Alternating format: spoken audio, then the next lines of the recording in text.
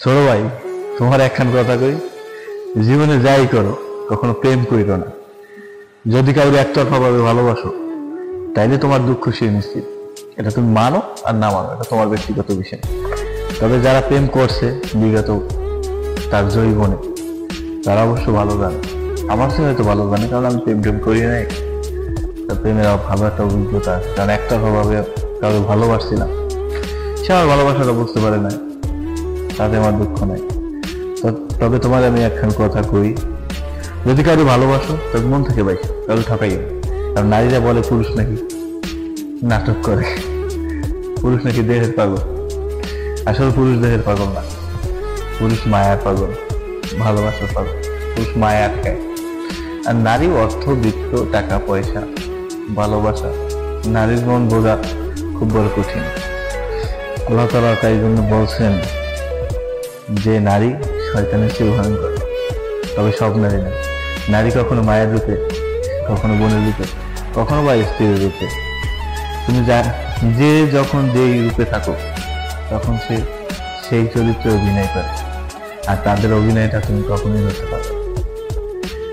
সকল নারী পুরুষে ঠকায় না, ভালোবাসা যাই হোক। তবে আমি একটা কথা বলতে চাই, কারো উপকার করলে কারো ক্ষতি করে না। উপকার করো, উপকার করলে তোমার ক্ষতি হইবে, এটা স্বাভাবিক, কারণ কোনো ক্রিয়ার প্রতিক্রিয়া আছে।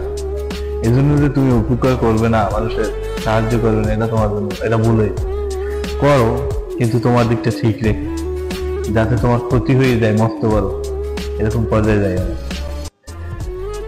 দিন শেষে আমি একটা কথা বলতে চাই, আমি যারা একতরফা ভাবে ভালোবাসি বা এখনো বাসি বা ভবিষ্যতে বাসি, তার উদ্দেশ্যে বলি, আমারে ঠকাইছো আর কাউকে ঠকাইও না।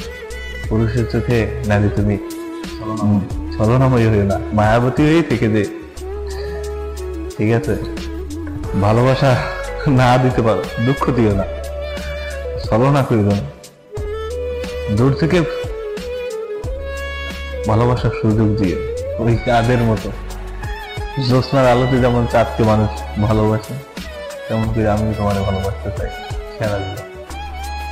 মৃত্যুর পর কি হবে তা তো আমি জানি না, আমি জানি পুনর্জন্ম হবে না, আমি বিশ্বাস করি জন্ম একবারই, মৃত্যু একবার। তাই এই জন্য আমি তোমারই ভালোবাসতে চাই।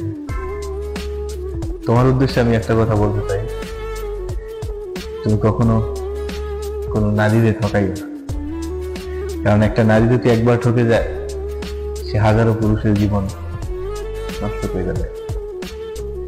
আর তুমি কোনো নারীর মায়া কান্না হইও না, ছাদ গান লাগে সুন্দর করে। তুই সময় হলে আসবি বলে পথ চেয়েছিলাম,